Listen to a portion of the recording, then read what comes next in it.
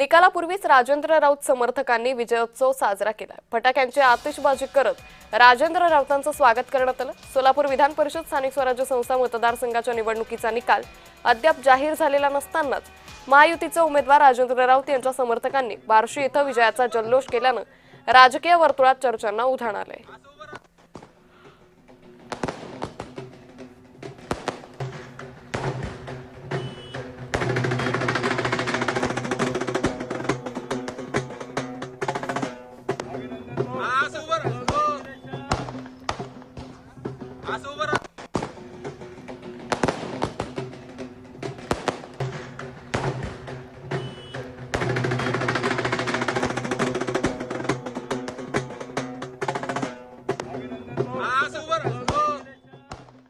सोलापूर विधान परिषदेच्या निवडणुकीच्या निमित्तानं जे मतदान झालेलं आहे की विक्रमी मतदान झालेलं आहे।